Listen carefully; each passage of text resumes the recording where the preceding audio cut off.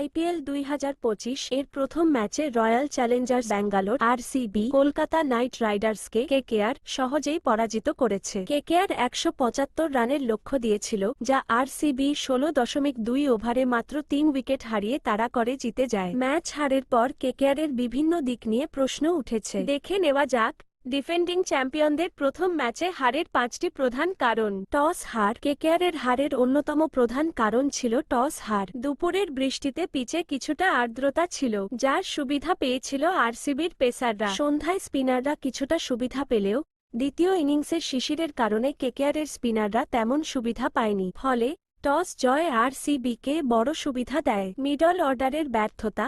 কেকেআরের হারের আরেকটি বড় কারণ ছিল তাদের মিডল অর্ডারের ব্যর্থতা। 107 রানে 1 উইকেট থেকে 150 রানে 6 উইকেট হয়ে যায়। 23.75 কোটি টাকার খেলোয়াড় ভেঙ্কটেশ আয়ার 6 রানে আউট হন। রিঙ্কু সিংও মাত্র 12 রান করেন। আন্দ্রে রাসেলও তার নামের প্রতি সুবিচার করতে পারেননি, তিনি 4 রানে আউট হন। শেষ 10 ওভারে 67 রান। এক সময় 10 ওভারে কেকেআরের স্কোর ছিল 107 রান।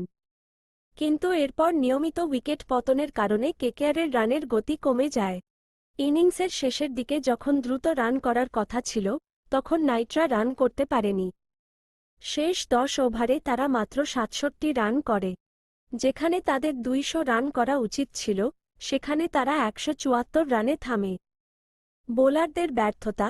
ব্যাটিং অর্ডারের ব্যর্থতার পর বোলাররাও 174 রান রক্ষা করতে ব্যর্থ হন।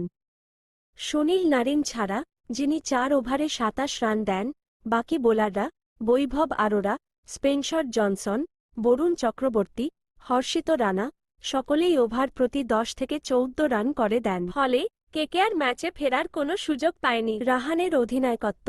অজিঙ্কা রাহানের ব্যাটিং প্রশংসিত হলেও তার অধিনায়কত্ব নিয়ে প্রশ্ন উঠেছে। নারিন এবং হর্ষিত রানার মতো প্রধান বোলারদের দেরিতে আনা হয়। ততক্ষণে সল্ট এবং কোহলি ভালোভাবে জমে যান। সবার আশা ছিল রাহানে আরও আক্রমণাত্মক অধিনায়কত্ব করবেন।